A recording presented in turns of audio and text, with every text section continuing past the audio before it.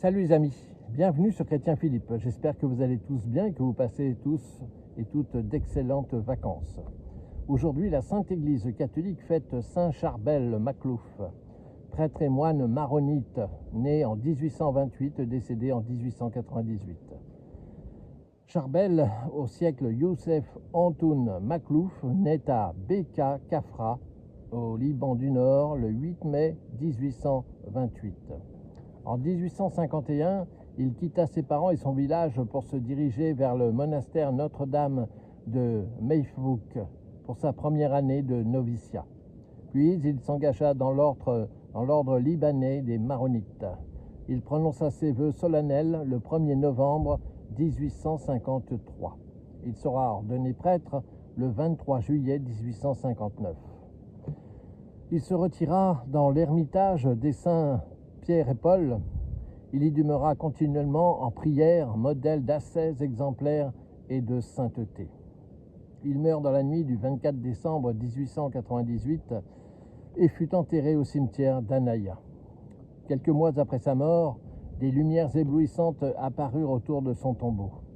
En 1925, s'ouvrit le procès de sa canonisation. En 1950, le tombeau du père Charbel fut ouvert devant un comité officiel de médecins. Dès l'ouverture du tombeau, des guérisons de toutes sortes se sont multipliées. De toute région du Liban, des pèlerins de toute confession venaient implorer le saint Charbel. Bientôt, les miracles dépassèrent les frontières. En 1954, le vénérable Pie XII signa la décision du procès de béatification de l'ermite. Le 5 décembre 1965, le pape Paul VI présida à sa béatification. Parmi les nombreux miracles attribués à l'intercession de l'homme de Dieu, l'Église en retint 2 pour la béatification et un 3e pour la canonisation survenue le 9 octobre 1977 par le pape Paul VI.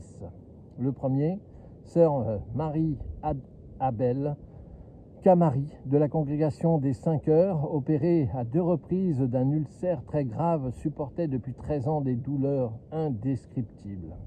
Elle guérit à Anaya le 12 juillet 1950.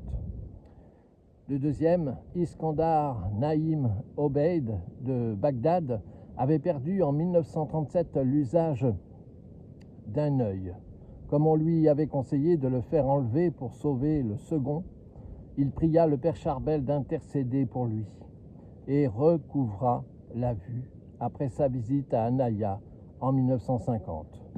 Le troisième, Myriam Haoud de Amana, avait un cancer de la gorge.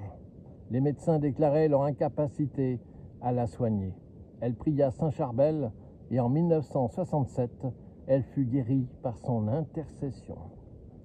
Voilà, j'espère que ces quelques minutes passées en compagnie de Saint Charbel vous ont été profitables.